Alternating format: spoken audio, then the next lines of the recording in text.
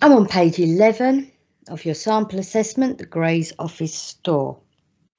Task 11. It says refer to the following journal entries and enter them into the accounting software. Now, if we look at this here, it's saying journal entry, so we'll need to go back to nominal codes. And we'll go here to journal entry. As it's our first journal entry and there's no reference given, I'm going to make the word journal small, JNL01, as it's my first journal entry. The date is the 30th of June. If I used my work correctly and I listed the nominal codes down the side on page 5, I'd find my life a lot easier because I need to find the nominal code of computer equipment. I didn't do it, but hopefully you did. I know computer equipment is a fixed asset, so I'm going to press 0 and find computer equipment. I'll leave extra reference department, but in details, you must read the narrative and in your own words, enter what you want to stipulate in the details section. Be careful because you only have 34 characters, including spaces. So I've written correction of non-current asset, purchase invoice. There should never be any tax in a journal. So leave it as T9. It says 95 on debit, so I'll put 95 on debit.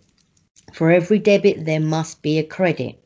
So now I need to find the nominal code for fixtures and fittings. Again, that is a fixed asset, so I know it's going to be 0. I will just press tab till I get to details and press F6 or type in whatever I've written above because it must be linked. I will tab across and I'll put 95 in the credit.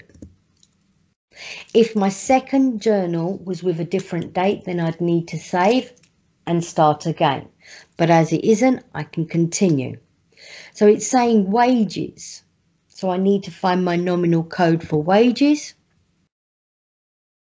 Make sure it's the same one that you used in task 7, I think it was, where you had to do a backs payment. So I'm going to tab across. And here it's saying being an error in wages figure shown in the email. So I'm going to write error in email for wages. But you write what you want to write. Just convert it into your own words. So it's saying $25.95 on the debit. For every debit, there must be a credit. So, and that's with regards to the bank account. So 1200 for bank.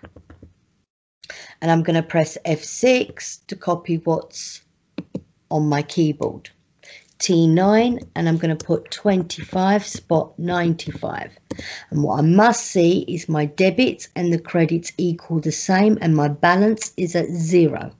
When I'm happy, I can press save and close. And there we have it. Task 11 is now complete.